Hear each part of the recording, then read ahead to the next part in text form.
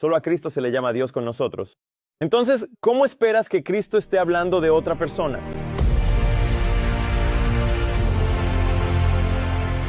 Jesús, el Espíritu, es de lo que vamos a hablar esta mañana. Y al abordar este tema, queremos ver el deseo y el plan práctico de Dios para la humanidad. Muchas veces hablamos de teología y doctrina y nos metemos en todas las tecnicidades de las cosas. Pero es importante poder ver las cosas de manera práctica, cómo se relacionan con nosotros de forma práctica hoy en día. Esto es lo que queremos hacer, queremos ver las cosas de manera práctica. Particularmente en relación con una doctrina y enseñanza muy importante que muchos de nosotros apreciamos profundamente. Y esta es la enseñanza o doctrina que Dios dio a Israel en uno de los mayores símbolos que se le dieron a la nación de Israel. Y uno de los mayores símbolos que Dios le dio a Israel fue realmente el santuario y los servicios asociados con el santuario. ¿No es así? Y una de estas verdades preciosas y queridas para nosotros es lo que comúnmente y con cariño llamamos la doctrina del santuario, o la verdad del santuario, una verdad muy distintiva e importante. Vamos a analizar eso hoy. Y quizás te estés preguntando, ¿qué tiene eso que ver con el título, Jesús el Espíritu? Bueno, lo vamos a descubrir y veremos cómo las cosas se conectan de una manera muy práctica. No solo, ya sabes, mirar la teología, no solo mirar la teoría. Éxodo capítulo 25, versículo 8, es donde Dios le dice a Moisés, y harán un santuario para mí y habitaré en medio de ellos. ¿Cuál era el propósito del santuario? Era para que Dios habitara con el pueblo. Ese era el objetivo del santuario. Tenía una verdad muy práctica. Tenía que ver con que Dios permaneciera y habitara con el pueblo. Ahora bien, este tipo que vemos aquí que Dios le dio a Israel era simplemente una imagen de una realidad mayor que vendría. No era la realidad completa, era solo un tipo. Y este aspecto de la morada de Dios con el hombre fue particularmente para superar un obstáculo o un bloqueo que había entre Dios y el hombre. ¿Cuál fue ese obstáculo o bloqueo? Fue pecado. Y así, en el santuario, tenías un medio para tratar con el problema del pecado y eliminar la barrera y la obstrucción, para que el hombre y Dios puedan permanecer o habitar juntos. Y así, justo allí en el santuario, tenías todos estos aspectos de los servicios y el sacerdocio. Pero el ingrediente clave, o el componente principal en el servicio del santuario, ¿cuál era?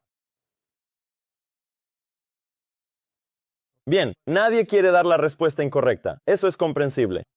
Dependía de la presencia de Dios, alguien lo está diciendo, pero dependía de un ingrediente muy importante, y ese es el sacrificio. El sacrificio era el medio por el cual el problema del pecado se trataba de manera simbólica para que el hombre y Dios pudieran reconciliarse. Y por supuesto, diferentes aspectos. Tenías que tener un sacerdote para mediar allí. Pero la clave era el sacrificio. ¿Y qué parte del sacrificio, si quieres enfocarte realmente, qué parte del sacrificio era el componente necesario? Era la sangre. Y la sangre significa la vida. Y así, justo ahí, en ese nivel tan fundamental, es donde Dios estaba mostrando cómo trataría el problema del pecado, que tenía que ver con el problema de la vida. Para que Él y el hombre pudieran reunirse, o para que Él pudiera habitar con el hombre. Este es el tipo, esta es la imagen. Porque después de todo, el pecado había traído la muerte. Y así que lo que necesitábamos era vida. Lo que se interpuso entre nosotros y Dios fue el pecado y la muerte. Y así, para que podamos permanecer con Dios, Él tuvo que proveernos vida y restaurarnos la vida para que podamos estar juntos. Y por eso le dice a Israel que me construyan, o le dice a Moisés, ya sabes, que le transmita a Israel, que me hagan un santuario para que yo pueda habitar entre ellos. Todas estas cosas están contenidas en esta declaración muy rica. Todas estas instrucciones dadas en el libro de la ley acerca de los servicios asociados con el santuario. Hasta el fin de Dios, morando con ellos, tratando con el problema del pecado, lidiando con esta muerte. Y así, por supuesto, el pecador traería un cordero al sacerdote en el santuario. Y este fue el medio por el cual se trató su pecado. En tipo, ¿correcto? Era solo una imagen. Era solo un símbolo. Era simplemente algo por lo que pasaban para significar una realidad mayor que algún día llegaría. Tenemos que mantener ese punto en mente. Y todo se trataba de Dios habitando con el pueblo. Avanzamos un poco cuando Dios dio esta instrucción. Él también dijo en Éxodo 24, versículo 8. Y Moisés tomó la sangre y la roció sobre el pueblo, y dijo, He aquí la sangre del pacto que el Señor ha hecho con vosotros sobre todas estas palabras. Un versículo muy significativo, un evento muy significativo. Y lo que sucedió aquí parece casi un poco espeluznante, ¿verdad? Especialmente quizás para la primera fila de las personas que estaban reunidas. Y Moisés tomó la sangre. ¿Y qué hizo? La roció sobre el pueblo. No voy a pedir que levanten la mano. ¿A quién le gustaría que le pasara eso?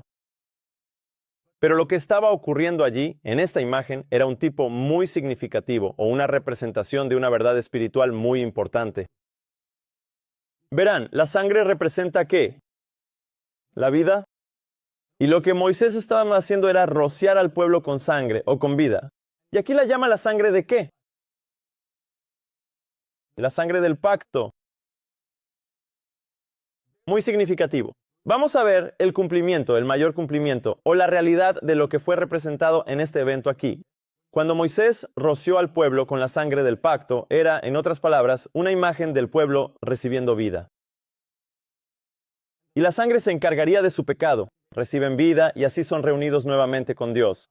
Era una imagen o escena muy gráfica representada, o un tipo. En otras palabras, de lo que está hablando aquí es de esta sangre del pacto o la vida del pacto. Vamos a ver qué significa realmente eso desde el Antiguo Testamento. Y miramos la realidad mayor que habría de venir, porque esto no era más que una sombra. Esto no era la realidad plena y completa de lo que Dios había planeado. Era una sombra. Había algunas limitaciones en el tipo. Voy a enumerar algunas, solo para que las tengamos en mente. Porque a veces nos quedamos fijados en el tipo y en todas las diferentes ceremonias del tipo, sin darnos cuenta de que solo eran símbolos e imágenes. No eran la realidad. Había algo mayor que habría de venir. Esto solo era una representación. Algunas de las limitaciones del tipo, por ejemplo, el versículo que leímos decía, «Hacedme un santuario para que yo habite entre ellos». ¿Cuántas personas podían entrar al templo? De todo el pueblo de Israel, solo una categoría podía entrar, y esos eran los sacerdotes, ¿verdad? Lo más cerca que el pueblo podía estar de donde estaba la presencia de Dios era solo el atrio, ¿correcto? Y la presencia de Dios, la morada de Dios en el santuario, pero el pueblo no podía entrar allí, solo los sacerdotes, sus representantes. Esa es una limitación. La realidad no tiene eso. Ahora vamos a ver el cumplimiento, por eso digo es solo una sombra. Servía para ilustrar una imagen donde la presencia de Dios estaba allí, en tipo. Y realmente estaba allí, pero el pueblo no podía entrar. Tenemos algo mayor, como veremos. No solo eso, sino que incluso el sacerdote, que podía entrar al santuario o al templo, en realidad solo podía entrar en la presencia de Dios. ¿Cuántas veces? Solo una vez en todo el año. Pero durante todo el año, él solo ministraba en el lugar santo. Nuevamente, esto era un tipo. Fue simbólico. Otro componente es que la presencia de Dios estaba realmente en un lugar particular. Si querías ir a donde estaba la presencia de Dios, tenías que ir al templo. Al santuario, que era el tabernáculo de Dios. Los israelitas cada uno tenía su tabernáculo en el campamento, y el tabernáculo de Dios era el tabernáculo. ¿Estás conmigo? Ahora había un solo lugar. Esto, nuevamente, era una limitación, o esto era para significar que el tipo no era la realidad completa de lo que Dios pretendía. Como veremos ahora, el libro de Hebreos nos dice, aquí en el capítulo 10, versículo 1. Dice, porque la ley, teniendo la sombra de los bienes venideros, no la imagen misma de las cosas, nunca puede, con esos sacrificios que se ofrecen año tras año, hacer perfectos a los que se acercan. ¿Qué está diciendo Pablo aquí? Él está resaltando la limitación del tipo. Está diciendo que el tipo no puede lograr la realidad. No puede alcanzar la perfección. Simplemente era una sombra. Ahora, cuando él habla aquí acerca de la ley, a veces malinterpretamos el punto. ¿De qué está hablando cuando dice la ley? Y la gente empezó a tratar de averiguar de qué ley está hablando. ¿Sabes? ¿Se refiere a la ley ceremonial? ¿Se refiere a la ley moral? ¿De qué está hablando aquí? De lo que Pablo está hablando es de todo el sistema de la ley que Dios dio a través de Moisés. Todo el conjunto. Todo eso servía como un tipo o como una sombra de los bienes venideros que aún no estaban presentes, ¿correcto? Todavía estaban por venir en el futuro. Y lo que había, la sombra, no tenía la imagen misma de esas cosas, no tenía la realidad. En otras palabras, Dios habitando con el hombre estaba simbolizado en imágenes y en tipos. Aún no era la realidad completa. Ese es el punto que está señalando. Y así como Moisés rociaba al pueblo con la sangre del pacto acerca de las palabras de esto, ya sabes, todas las palabras del pacto que Dios había declarado, eso no era más que una sombra de una realidad mayor que algún día llegaría. Queremos mirar esa realidad mayor porque eso es muy práctico para nosotros. Y luego veremos qué tienen que ver Jesús y el Espíritu con todo eso también. Porque ese es el título de nuestra discusión. Esta realidad mayor, las cosas mejores que habrían de venir.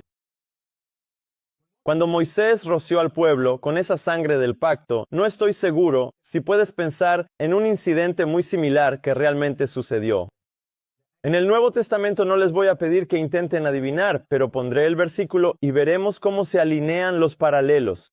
Lucas 22, versículo 20. Jesús con los discípulos en la última cena dice, de igual manera, después de haber cenado, tomó la copa diciendo, esta copa es el nuevo pacto en mi sangre, que por vosotros se derrama.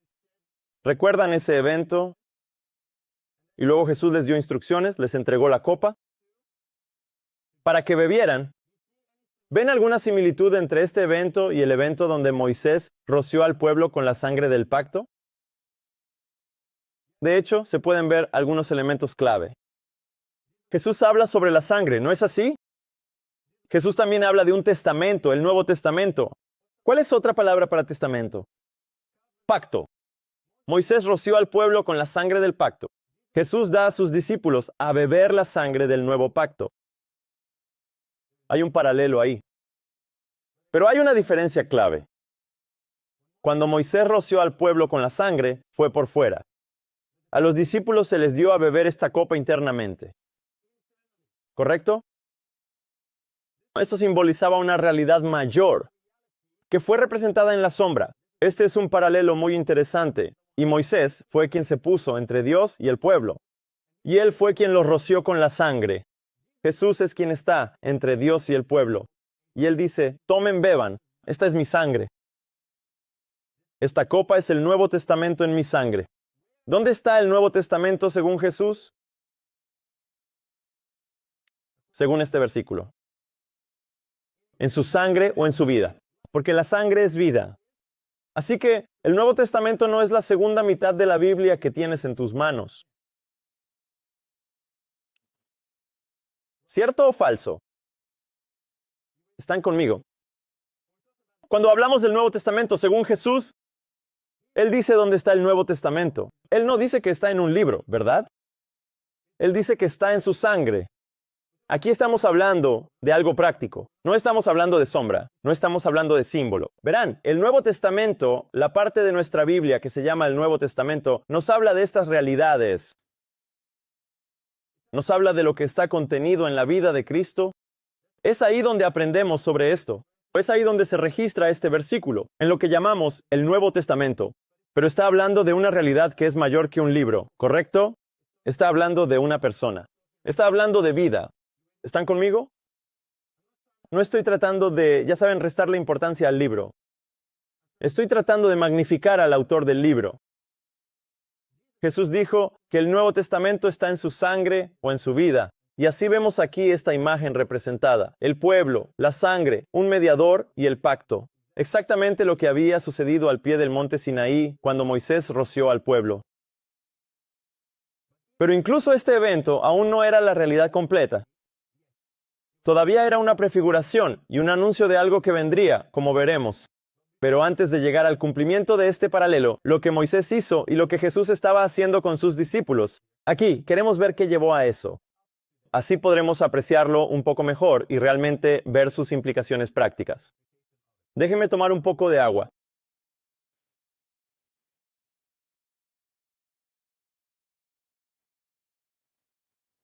El santuario en la tierra era... El propósito de este era que Dios pudiera habitar con el pueblo. El santuario en la tierra era una imagen de otro santuario, que estaba ¿dónde? En el cielo. El original, ¿verdad? A Moisés se le dijo que lo hiciera según el modelo. En el Nuevo Testamento, eso estaba en el Antiguo Testamento. Eso fue en el periodo anterior a la cruz. En el Nuevo Testamento, ¿cuál es el paralelo? Quiero que veamos este versículo y luego hacerles una pregunta a la luz de eso. Mateo 1:23 dice, He aquí, una virgen concebirá y dará a luz un hijo, y llamarán su nombre Emmanuel, que traducido es Dios con nosotros. ¿Eso te recuerda a un versículo que leímos antes? Dios le dijo a Moisés, hazme un santuario para que yo habite con ellos o entre ellos. Aquí vemos a Jesús y uno de los nombres, o que se le da es Emmanuel. ¿Qué significa qué? Dios con nosotros. Entonces, ¿quién es el santuario aquí? Fíjate, pregunté quién, no qué. Es Cristo. Es el medio por el cual Dios está con nosotros. El medio por el cual Dios estaba con el pueblo o habitaba con el pueblo en el Antiguo Testamento era un santuario físico que ellos construyeron, ¿correcto? Ese era el medio, y el propósito de ello era que Dios habitara con ellos. Ahora vemos a una persona viva, Jesús, y Él es Dios con nosotros. Quiero hacer una pregunta importante aquí. ¿Qué significa cuando dice Dios con nosotros? ¿De quién está hablando? No quiero entrar en demasiados detalles, ni desviarme de nuestro tema. Esto está hablando del Padre. Jesús es quien nos conecta con Dios. Verás, el santuario trataba de Dios, que estaba en el cielo, habitando con el pueblo. Ahora tenemos un santuario, su propio Hijo, y ese es el medio por el cual Dios puede estar con nosotros. Un punto muy significativo y muy importante. Después de todo, ¿no dijo Jesús que el Padre moraba en Él? ¿Recuerdas eso? Y no dijo Jesús, el que me ha visto a mí, ¿ha visto a quién? ¿Al Padre? Porque Jesús era Dios con nosotros. El medio por el cual Dios puede estar con nosotros. Él es el vínculo de conexión. Y así, finalmente, desde la caída de Adán, por primera vez, tenemos a un ser humano que es verdaderamente la morada y encarnación de Dios estando con nosotros. Ese ser humano tenía que ser su propio hijo. Venir como hombre. Ser uno de nosotros para que Él nos conecte con Dios. Y así, en lugar de un edificio, o en lugar de una tienda, o un tabernáculo, como fue en el desierto, ahora tenemos al propio Hijo de Dios como el medio para que Dios esté con nosotros. ¿Ves el paralelo? ¿Ves cómo uno es una realidad mayor y el cumplimiento de lo que simplemente era un tipo, una sombra y una imagen? Jesús lo dijo muy bien en Juan 14, versículo 10. ¿No crees que yo estoy en el Padre y el Padre en mí? Las palabras que os hablo, no las hablo por mi propia cuenta, sino el Padre que mora en mí, Él hace las obras. Hazme un santuario para que yo habite entre ellos. Jesús dice, el Padre mora en mí. ¿Ves los dos santuarios? Una tienda en el desierto. Y el Hijo de Dios en la tierra en el Nuevo Testamento. No solemos pensar en Jesús de esta manera, ¿verdad? Él fue el medio por el cual Dios podía estar con nosotros. Y esto es exactamente lo que Él había transmitido. Ahora, a la luz de eso y a la luz del hecho de que los apóstoles reconocieron esta realidad mayor y este cumplimiento superior, observa el contraste que ahora se hace con el Antiguo Testamento. Santuario. Un versículo muy interesante. Hechos capítulo 7 es Esteban predicando su último sermón ante el Sanedrín. Y en los versículos 48 y 49, él dice, sin embargo, el Altísimo no habita en templos hechos por manos, como dice el profeta. El cielo es mi trono y la tierra es el estrado de mis pies. ¿Qué casa me edificaréis? Dice el Señor. ¿O cuál es el lugar de mi reposo? ¿Es verdadera o falsa esta afirmación? Supongo que tienes que decir que es verdadera porque está en la Biblia, ¿verdad? Pero fíjate bien, lo que Esteban está diciendo parece contradecir lo que Dios le había dicho a Moisés, ¿correcto? Dios le dijo a Moisés, hazme un santuario para que yo pueda habitar entre ellos. Esteban está diciendo, ¿no saben que no hay ningún templo que pueda ser morada para Dios? ¿Te das cuenta de lo que estaba haciendo Esteban? Y a los judíos no les gustó cuando él dijo eso, porque habían llegado a ver el templo como la realidad, y no solo como el símbolo. Y cuando habló en contra del templo, les dijo, escuchen, esto no es más que una sombra. ¿No se dan cuenta de que hay más en Dios de lo que puede ser contenido en un templo? Que esto era simplemente una sombra, un símbolo de algo mayor. De hecho, el profeta Isaías lo dice.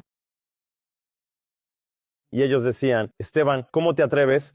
Traigan a este hombre aquí, vamos a matarlo. ¿Lo mataron? Bueno, no dijeron eso, pero ya sabes lo que pasó. En realidad, estaban mucho más molestos y enojados con Esteban que eso. De hecho, rechinaban los dientes contra él. Entonces, ¿qué estaba haciendo Esteban? ¿Por qué esta aparente contradicción? Porque Esteban reconoció y entendió la realidad mayor que Dios tenía en mente.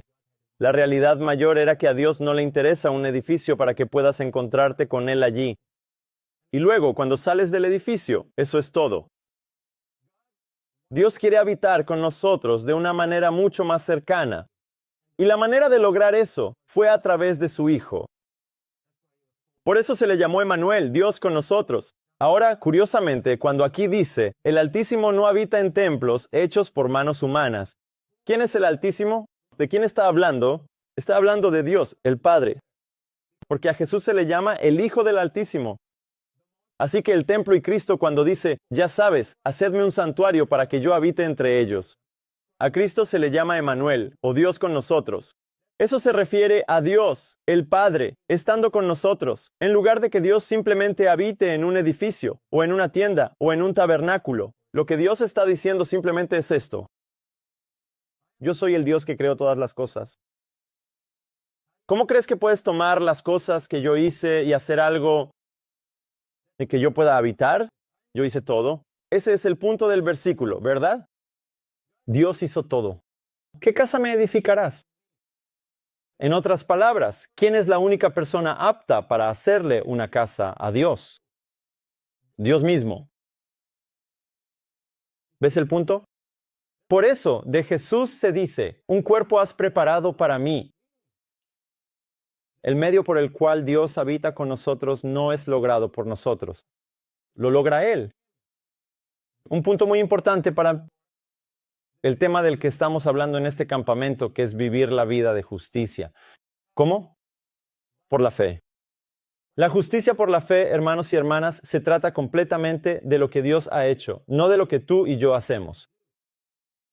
Todo lo que podemos hacer es recibir lo que Él ha hecho. Esto está representado en el tipo y en el cumplimiento del tipo. Por eso Cristo, el Hijo de Dios, vino como un milagro divino. Dios hizo eso. No el hombre, y Él era Dios o el Altísimo habitando con nosotros. Ahora, lo interesante y alarmante es esto, y aquí es donde también somos propensos a caer. Los judíos, en su ceguera espiritual y su apego a las tradiciones terrenales, mataron al templo viviente, al mismísimo Hijo de Dios, la encarnación perfecta de la divinidad, para así poder mantener y preservar el templo de piedra, su construcción material y su símbolo de poder terrenal. Y adivina qué, tenían razones bíblicas para hacerlo. Pero no pierdas de vista el punto, el templo viviente, el verdadero cumplimiento. Dios con el pueblo en su Hijo. Mataron a su Hijo para proteger y mantener el tipo, la sombra, el edificio hecho de piedra con sus propias manos. Un punto muy significativo, ¿verdad? Ese era todo el punto. La vida de Esteban terminó. Cuando habló del templo de una manera tan despectiva y obscena, Jesús fracasó. Ellos dijeron, ¿qué? Él dijo, ¿qué pasa con el templo? Está muerto. Y esto seguía la misma línea de razonamiento que ellos habían aplicado al propio Jesús. Al matar a Esteban, estaban repitiendo lo mismo. Habían matado a Jesús, el templo viviente, para mantener un edificio. Hay algo en eso para nosotros. Voy a volver a eso también. Pero el otro componente que quiero analizar, ya vimos a Dios con nosotros. El otro componente es la sangre del pacto. Y esta imagen que vimos al pie de la montaña, ya saben, en el versículo donde Moisés roció al pueblo con la sangre del pacto. ¿De qué está hablando realmente eso? Vimos la sangre como vida. Creo que entendemos eso. Y Jesús dijo que el nuevo pacto está en su sangre o en su vida. Así que aquí está la pregunta. ¿Quién es el nuevo pacto? De nuevo, estoy preguntando ¿quién? No qué. La respuesta es Cristo. Ahora, algunos de nosotros quizás no pensemos en el pacto de esta manera, porque pensamos que un pacto es algún tipo de contrato o algún tipo de acuerdo o incluso una promesa. No pensamos en un pacto como una persona. Veamos Isaías capítulo 42 y veamos cómo Dios expresa esta asombrosa verdad. Isaías 42, versículos 6 y 7. Esta es una profecía mesiánica, como será muy evidente cuando la leamos. Solo quiero que tengamos esto en mente. Él dice, yo, el Señor, te he llamado en justicia, y tomaré tu mano, y te guardaré, y te daré. Por pacto del pueblo, por luz de los gentiles, para abrir los ojos de los ciegos, para sacar de la cárcel a los presos, y de la casa de prisión a los que moran en tinieblas. Eso está hablando de Cristo. Él es el único que puede traer libertad. De eso habla cuando menciona la casa de prisión. Está hablando de Cristo como luz para los gentiles. Creo que todos sabemos que Jesús dice, yo soy la luz del mundo. Y está hablando de Cristo. Y aquí también se refiere a Cristo como un pacto para el pueblo, ¿no es así? ¿A qué pacto se refiere? Al nuevo pacto que fue anunciado. Ahora entiendes por qué Jesús les dijo a sus discípulos en la última cena, tomen, beban, esta copa es el Nuevo Testamento en mi vida o en mi sangre. ¿Sabes por qué? Ese nuevo pacto en realidad soy yo mismo. Y para que tú estés en el nuevo pacto, necesitas tomar el ingrediente activo de mí. Y ese ingrediente activo es mi vida. No solemos pensar en el nuevo pacto de esta manera, lo sé. Estoy hablando de la realidad, hermanos y hermanas. Estoy hablando de la realidad que Dios había anunciado en tipos y sombras. Esa realidad es Cristo. Él es el templo donde Dios está con nosotros, como veremos. Él es el pacto del cual debemos participar. Y no participamos de él externamente. No solo somos rociados con su sangre, lo tomamos internamente. Un cambio real ocurre en el interior del creyente, lo que significa que este creyente ahora tiene el nuevo pacto. ¿A quién tienen? Al Hijo, Dios con nosotros. Esa es la doctrina del santuario. ¿Te das cuenta de eso? Para muchas personas, la doctrina del santuario se trata de si hay un edificio en el cielo llamado el santuario. ¿Y cuántos departamentos hay en ese edificio? ¿Verdad? ¿Estás familiarizado con ese debate? Y nos sentamos a discutir, ya sabes, sobre 2 departamentos o cuántos hay y en cuál entró él. Y estamos tan obsesionados y preocupados por la geografía celestial y un edificio en el cielo. No estoy tratando de alejarme de eso, ni de decir que no existe tal cosa, pero olvidamos la realidad práctica que existe en la tierra. Y pensamos que mientras crea en un edificio en el cielo, creo en el mensaje del santuario o en la doctrina del santuario. ¿Adivina qué? Tengo noticias para ti.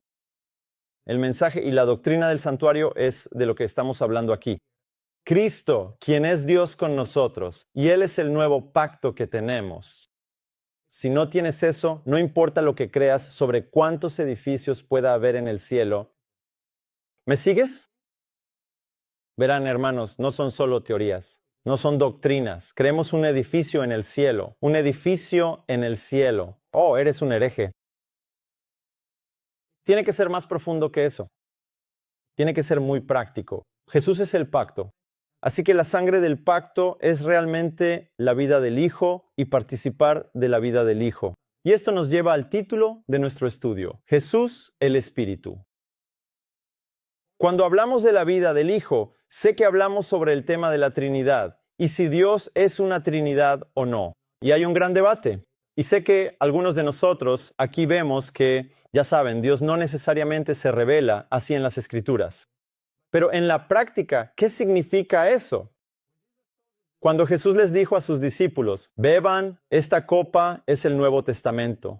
en mi sangre o en mi vida. En realidad, les estaba revelando una verdad espiritual muy práctica e importante. Una verdad que Satanás ha intentado ocultar y oscurecer para el pueblo de Dios. Uno de los medios por los cuales él esconde y oscurece esa verdad es a través de la idea de que Dios es una Trinidad. Te mostraré cómo.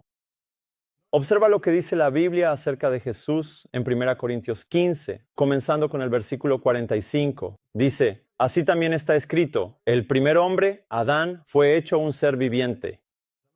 El último Adán fue hecho espíritu vivificante. ¿Cómo es esto? No fue primero lo espiritual, sino lo natural, luego lo espiritual. El primer hombre es de la tierra, terrenal. El segundo hombre es el Señor que viene del cielo. Así que el segundo hombre, el Señor del cielo, este último Adán, ¿quién es? Es Cristo Jesús. Y según este versículo, en realidad nos dice que Jesús fue hecho ¿qué? Un espíritu vivificante. En la versión King James, aquí dice, lo que significa un espíritu que da vida. O, en otras palabras, fue hecho un espíritu que da vida. Por eso Él es el pacto. Por eso Él es Dios con nosotros. Y Él es el espíritu que da vida. Por eso Él dice, tomen, beban mi sangre. De eso se trata todo el Nuevo Testamento. Jesús, hermanos y hermanas, fue hecho espíritu. No solemos pensar en Jesús de esta manera. Simplemente pensamos en Jesús hecho carne. Ya saben, Juan 1:14, la palabra fue hecha carne. Usamos mucho ese versículo. Estamos muy familiarizados con ello. Y nos centramos en el hecho de que Jesús se hizo carne. Uno de nosotros, un ser humano como nosotros. Este versículo está en la misma Biblia. Y este versículo dice que Jesús también fue hecho, ¿qué? Espíritu. Un espíritu que puede dar vida. Porque el problema que teníamos, el problema del pecado, es que teníamos muerte. Y lo que necesitábamos era vida. Y no se obtiene vida de un edificio. No obtienes vida visitando un edificio o un lugar. Obtienes vida de una fuente de vida. Esa fuente fue hecha para nosotros en el Hijo de Dios. Él fue hecho espíritu. Por eso, cuando les dio a sus discípulos la copa para beber, fue altamente simbólico. Dice, tomen, beban esto. Así es como mi vida los va a llenar. Eso es lo que es el nuevo pacto. Eso era lo que la sombra representaba en el Antiguo Testamento, el santuario. Vaya, nunca pensamos en la doctrina del santuario de esta manera, ¿verdad? De eso se trata creer en la verdad del santuario. Se trata de tener a Cristo, de tener su Espíritu. El Espíritu es lo que nos da vida.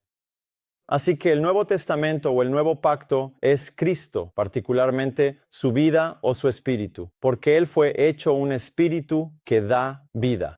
Ahora, haré esta pregunta aquí porque es relevante, solo para que podamos estar claros. Este Espíritu, ¿qué tipo de Espíritu es? ¿O qué tipo de vida es? Te lo responderé para que no te preguntes de qué estoy hablando. ¿Es una vida santa o es un Espíritu Santo, verdad?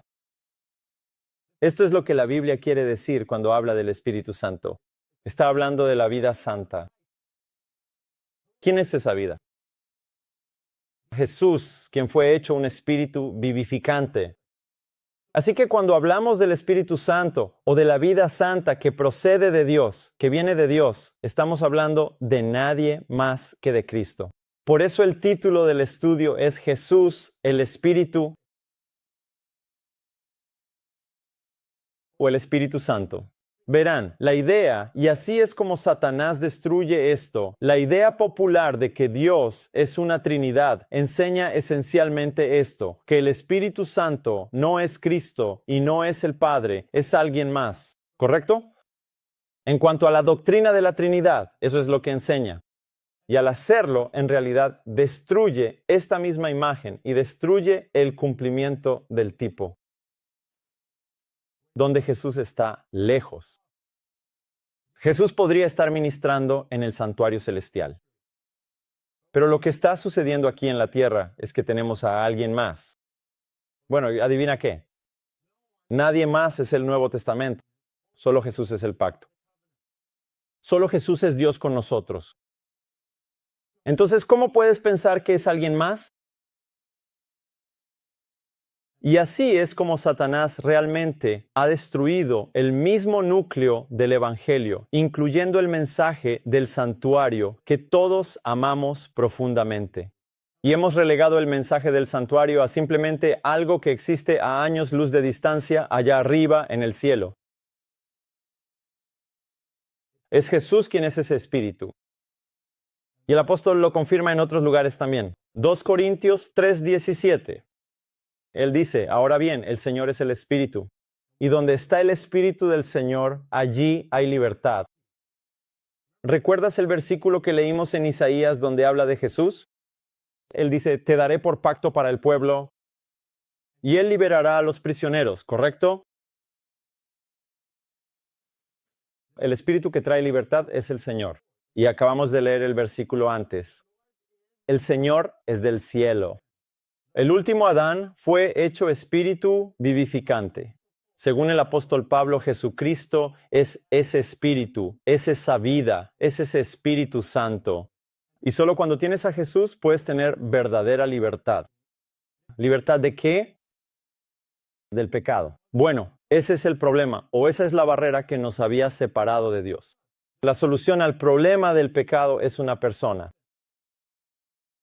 No es un edificio, no es una ley. No es algo que tú puedas hacer. La solución al problema del pecado es una persona. Es Cristo, en particular su propia vida. Por eso no solo fue hecho carne para habitar entre nosotros, sino que también fue hecho un espíritu vivificante. Y cuando les dijo a sus discípulos en esa última cena, bebed de esta copa, esta es mi sangre, eso es sumamente significativo respecto a lo que significa convertirse en un cristiano del nuevo pacto.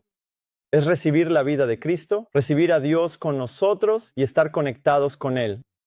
Por eso la Biblia dice, si el Hijo os libertare, ¿seréis qué? Verdaderamente libres. ¿Puede alguien más hacerte libre como lo hace el Hijo? Ahí ves el problema con la Trinidad. Te ofrece a alguien que no es Cristo para intentar darte algún tipo de libertad. ¿Y sabes qué? Nadie puede traer libertad como lo hace Cristo. Él es el único calificado.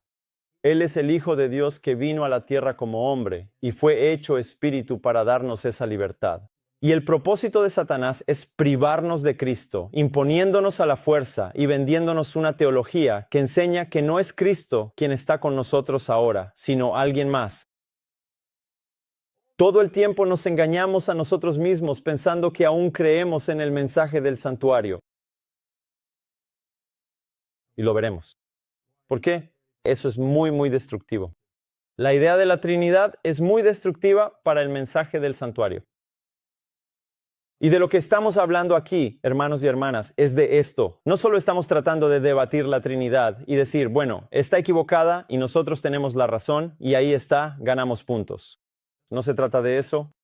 Aunque discutimos los componentes de por qué una idea así es errónea y por qué existe una verdad, es porque las ideas en las que crees, las doctrinas a las que te suscribes, en realidad terminan moldeando tu experiencia. Tu fe, lo que crees que es la verdad, es lo que moldea e influye en el tipo de experiencia y de caminar que tienes con Cristo.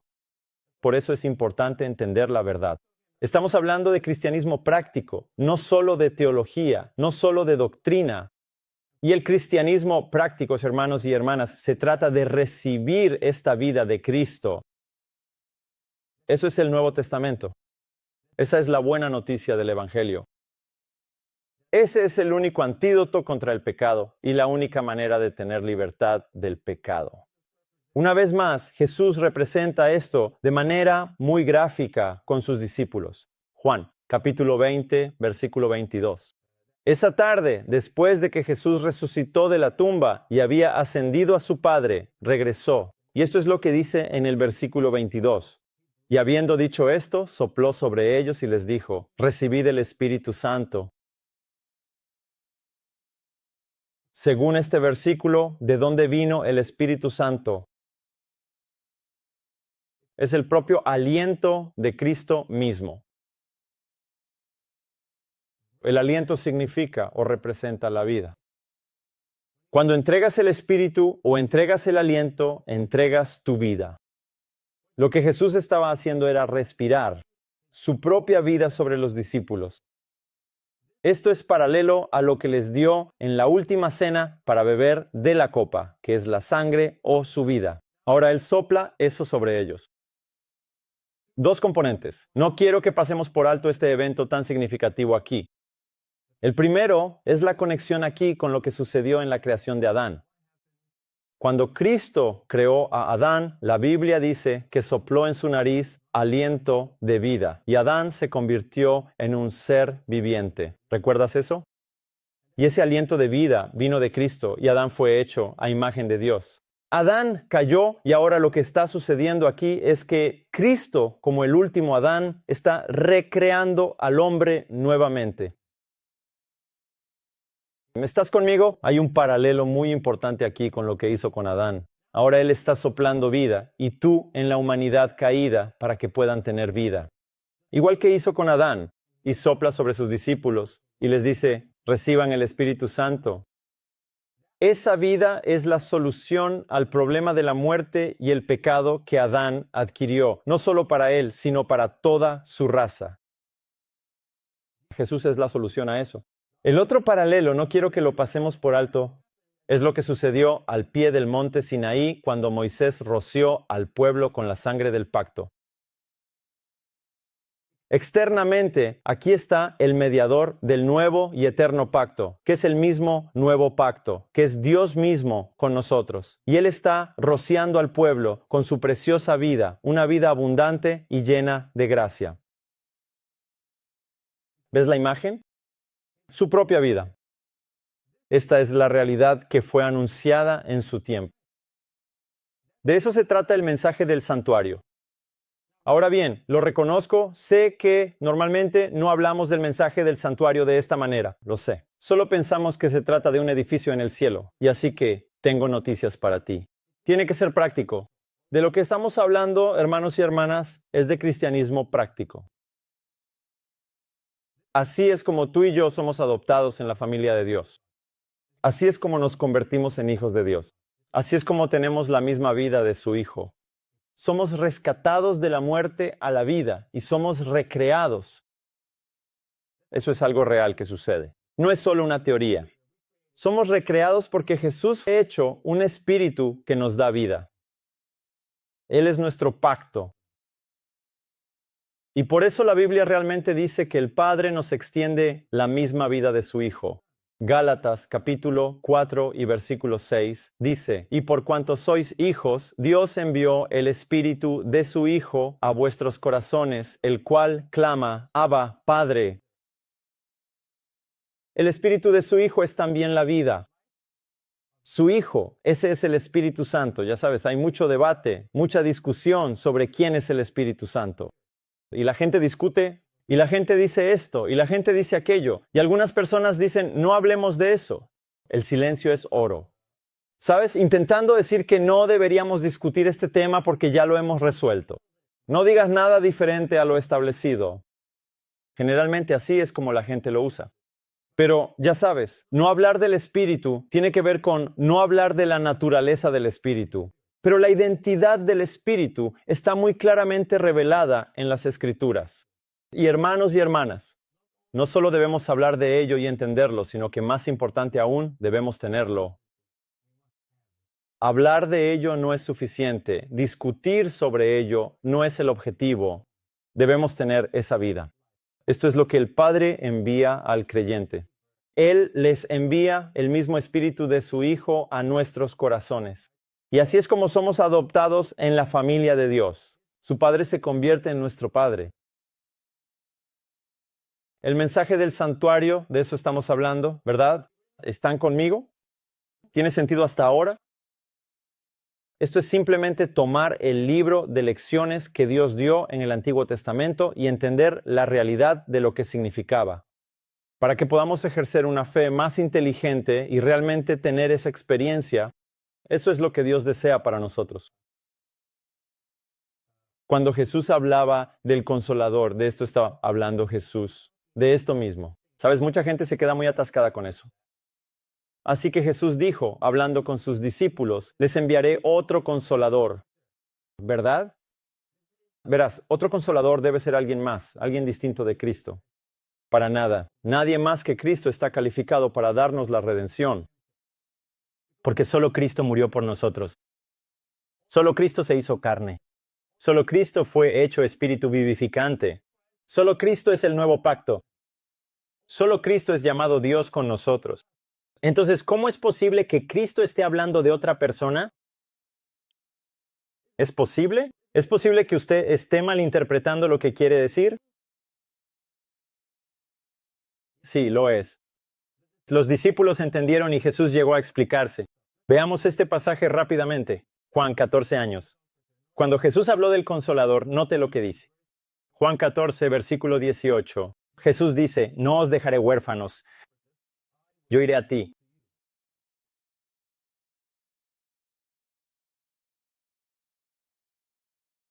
(19) Todavía un poquito y el mundo no me verá más. Pero vosotros me veréis, porque yo vivo, y vosotros también viviréis. En aquel día lo sabréis, que yo estoy en mi Padre, y vosotros en mí, y yo en vosotros. Parece que está hablando de otra persona aquí. Esta es su explicación del otro consolador. El otro consolador del que Jesús hablaba era Cristo, viniendo como el Espíritu para morar en el corazón del creyente. Porque Él no solo fue hecho carne. Mire, en ese momento Él estaba habitando con los creyentes en la carne, ¿correcto? Ahora les está hablando de algo más que sucedería, donde Él habitaría en el creyente como el Espíritu, como verdaderamente Dios con nosotros. Y cuando Él mora en el creyente como el Espíritu, se le llama el Consolador. Él es quien nos da esa libertad, porque no solo fue hecho carne, también fue hecho espíritu. Fue hecho un espíritu que da vida, y cuando recibimos ese espíritu lo estamos recibiendo a Él. Por eso decimos que es Jesús, el Espíritu. Y necesitamos familiarizarnos con ese término porque es bíblico.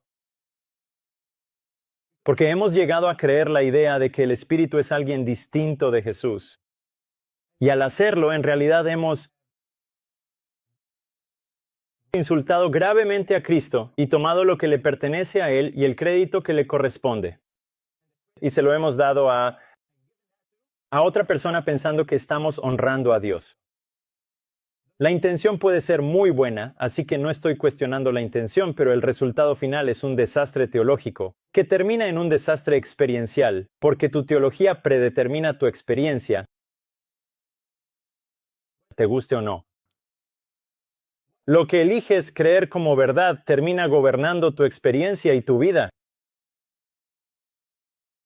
Por eso hablamos de Jesús como Espíritu. Jesús, el Consolador. Así que aquí hay una pregunta. ¿De qué día estaba hablando Jesús aquí? Porque está hablando de algún día, ¿verdad? Él dice, escuchad, porque yo vivo, vosotros también viviréis. Esto es antes de su muerte. Así que Él dice, cuando yo muera y resucite, cuando reciba vida, eso significa que ustedes también tendrán vida, porque fui hecho un espíritu vivificante para ustedes. Y en ese día sabrán algo. Sabrán acerca de la conexión que tengo con mi Padre, y sabrán acerca de la conexión que tengo con ustedes. ¿No es así? ¿Qué día? Gracias. Cuando Él va al cielo, el día en que vendría el Consolador. ¿Correcto? Porque ese es el contexto del pasaje. Oraré al Padre, Él les dará otro Consolador para que esté con ustedes para siempre. No los dejaré huérfanos. Vendré a ustedes, y en ese día ustedes van a saber esto. Lo que les estoy diciendo ahora, lo van a saber por experiencia en ese día. Ese es su punto. Esta promesa que les hago son solo palabras de algo que vendrá en el futuro. Esperen el día en que llegue. Y cuando sea una realidad y lo experimenten, van a saber de qué estoy hablando. Ese es su punto. ¿Saben de qué está hablando? Fíjense, no estoy preguntando si entienden lo que significa el pasaje. No estoy preguntando si pueden interpretarlo correctamente. Lo que dice el versículo. Estoy preguntando, ¿sabes por experiencia lo que Jesús dijo que los discípulos sabrían cuando viniera el Consolador? Hermanos y hermanas, de esto se trata el nuevo pacto. Este es el Nuevo Testamento. Este es el mensaje del santuario. Es recibir la vida del Hijo. Él es el pacto. Él es el santuario. Él es Dios con nosotros. Él es ese espíritu. Ahora bien, por supuesto, ¿en qué día sucedió eso? ¿En qué día recibieron los discípulos el Espíritu o el Consolador? En el día de Pentecostés. Eso lo conocemos bien. Y en el día de Pentecostés todo se une. Verás, cuando Moisés roció al pueblo de Israel con la preciosa sangre del pacto, eso era, en verdad, una sombra de una realidad mucho mayor y más significativa que, sin duda alguna, algún día llegaría para todos nosotros. ¿Sabes cuál es esa realidad mayor? Eso fue representado en esa imagen. Es el día de Pentecostés, porque en el día de Pentecostés Jesús se puso entre Dios y el hombre y roció a su pueblo con su vida. Eso fue lo que sucedió y no fue solo un rociado por fuera. Ellos recibieron la propia vida del Hijo. Ese fue el día del que Jesús les habló, cuando ahora Jesús vino y habitó en el corazón de los discípulos. Y se vio una gran evidencia y manifestación de esa realidad. ¿No es así? Esa fue la imagen que Dios le dijo a Moisés que hiciera al pie del monte Sinaí. ¿Te das cuenta de eso? Jesús dio su vida a su pueblo. ¡Qué imagen tan asombrosa y hermosa!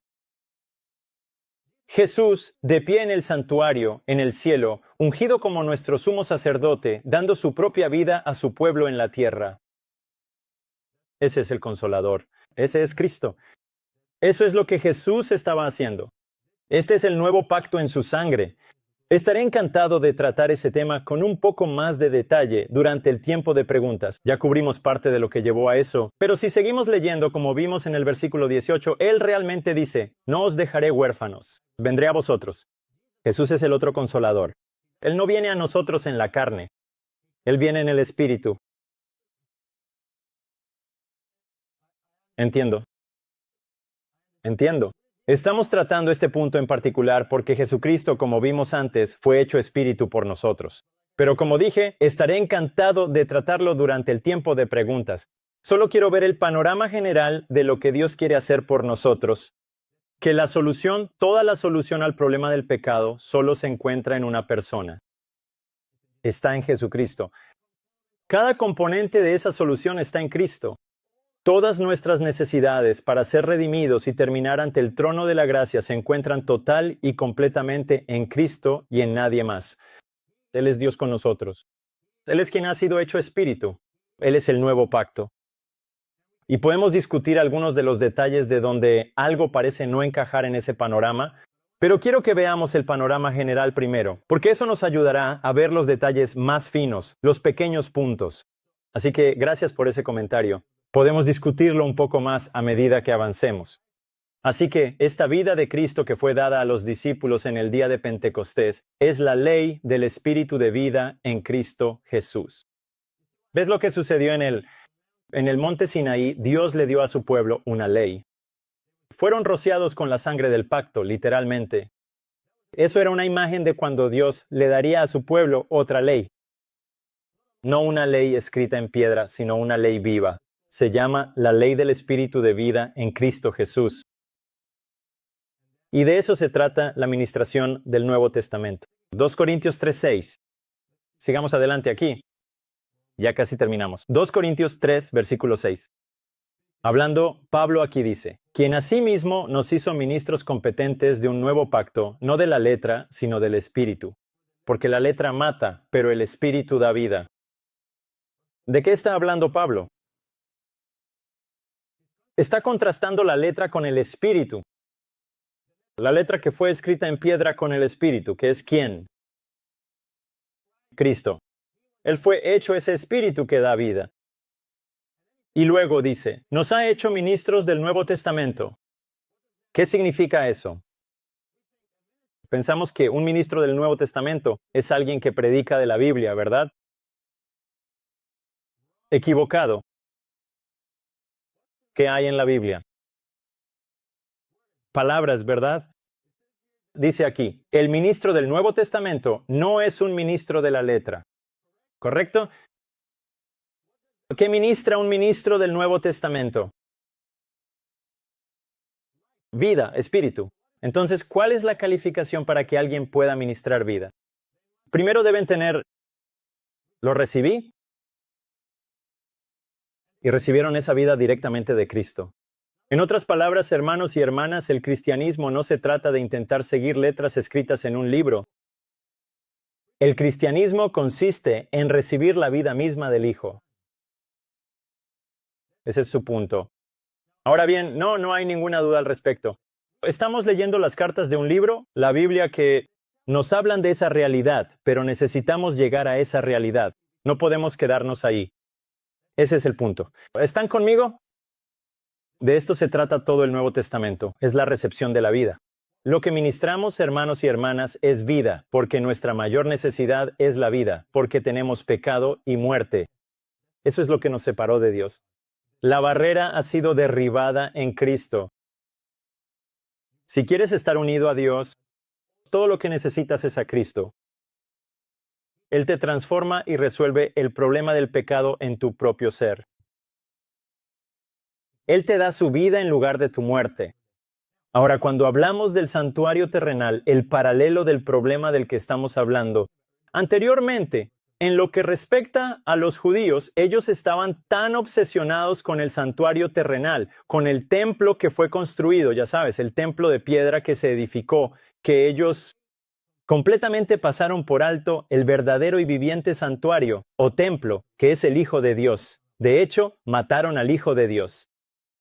Hoy tenemos un problema muy similar. Quiero que te des cuenta de esto, quiero planteártelo de esta manera, ¿sabes? Ellos estaban obsesionados con un edificio real y hoy nosotros estamos tan obsesionados con el templo celestial, un edificio en el cielo.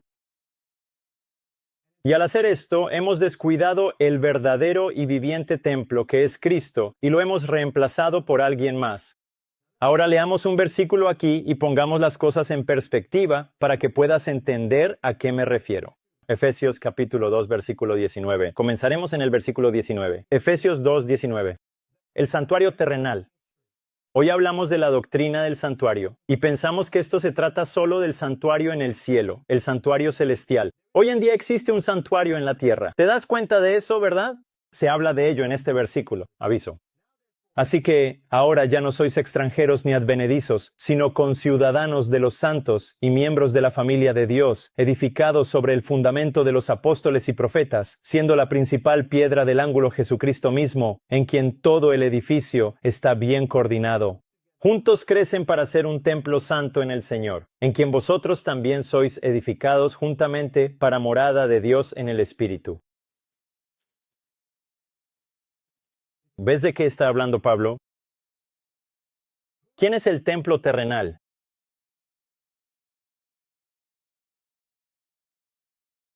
El cuerpo de Cristo. Él es quien fue llamado Dios con nosotros. Él es el verdadero lugar, la verdadera morada de Dios. La Biblia dice, ¿en Él habita cuánto? Toda la plenitud de la deidad corporalmente. Él dijo, el Padre mora en mí. Así que el lugar de morada de Dios, plenamente en una persona, es su Hijo. Por lo tanto, el santuario terrenal o el templo terrenal es el cuerpo del Hijo, su pueblo. Y el componente clave, el ingrediente efectivo en ese santuario es la vida del Hijo. Ahora, aquí hay algunas preguntas que quiero hacerte.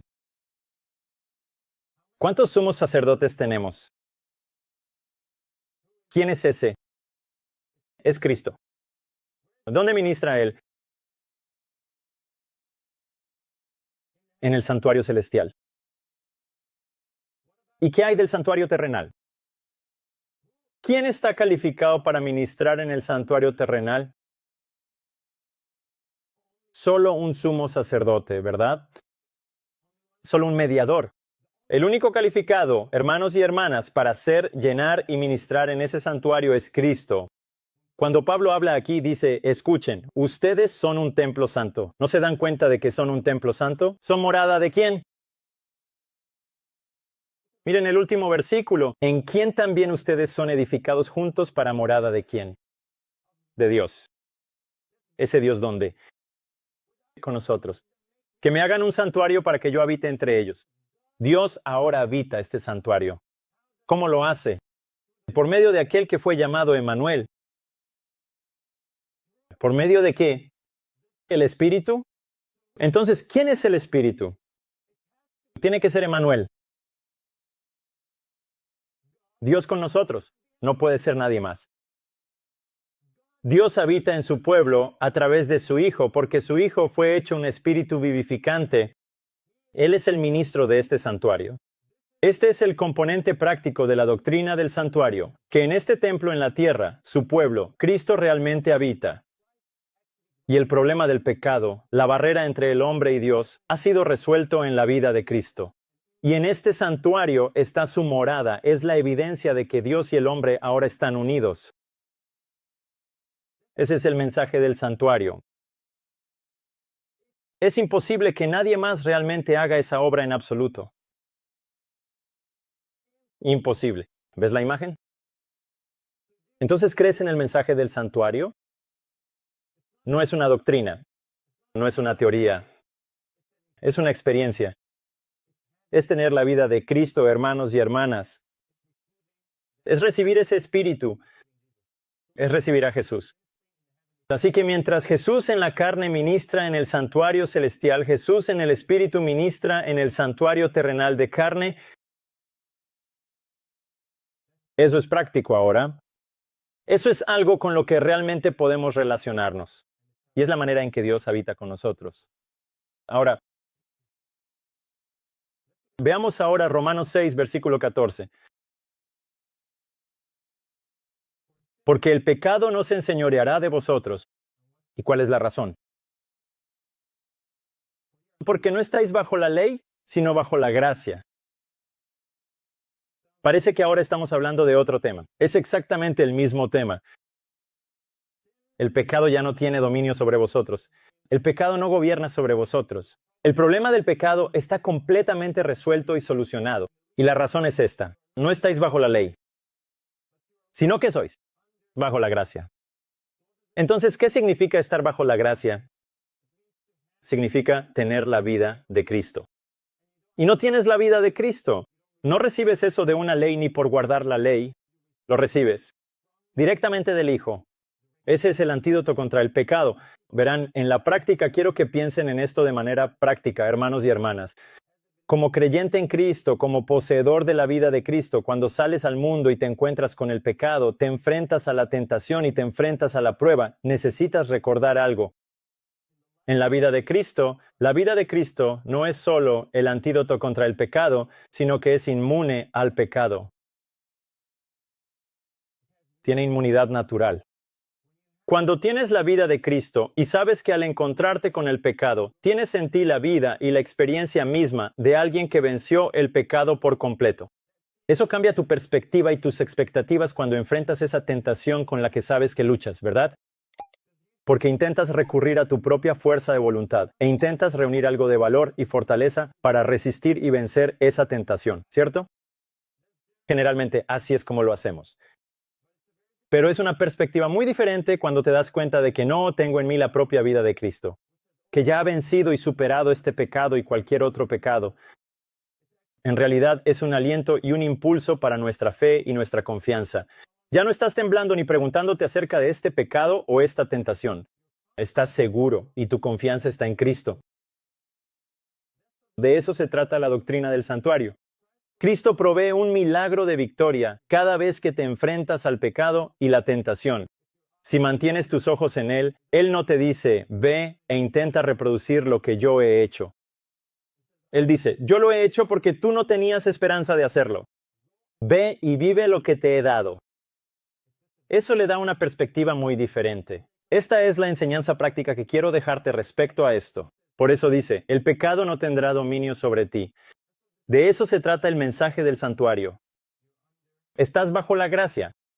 No estás bajo la ley. Esto no se refiere al hecho de que, ya sabes, una vez que tenemos a Cristo, seremos salvos, y que una vez salvos, siempre salvos. Tienes que mantener tus ojos en Cristo. Tienes que rendirte a Cristo. Tienes que seguir eligiendo a Cristo constantemente. Porque esa es la única manera en que puedes tener victoria sobre el pecado. Está en la vida del Hijo. Por eso tenemos hermanos y hermanas cuando tenemos a Cristo. Ese es el ideal y el plan de Dios de habitar con nosotros y en nosotros. Quiero terminar con un versículo conocido. No iremos a los Salmos, sino a Gálatas 2:20, nuestro último versículo, y esto lo resume muy bien. Dice, con Cristo estoy juntamente crucificado, sin embargo, vivo. Pero no yo. ¿Sino quién vive? Cristo vive en mí. Y la vida que ahora vivo en la carne, la vivo en la fe del Hijo de Dios, quien me amó y se entregó a sí mismo por mí. Este es el mensaje del santuario. Esta es la verdad acerca de Dios. Esta es la aplicación práctica de lo que fue representado en el tipo en el Antiguo Testamento.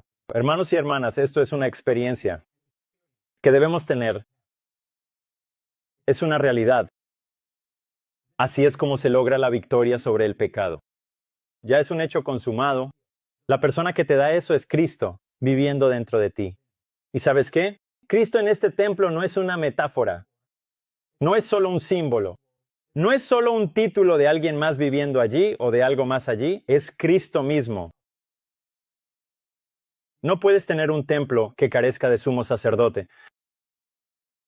Algunas personas dicen, bueno, ya sabes, el sumo sacerdote está en el cielo y nosotros solo intentamos seguir y todo eso. Si tu templo no tiene sacerdote, es inútil. El único sacerdote es Cristo, nadie más. Oro para que hagas de esto tu experiencia. Si aún no lo has hecho, y si ya lo has hecho, tal vez ahora tengas un aliento para tu fe y puedas tener una experiencia más profunda en estas cosas.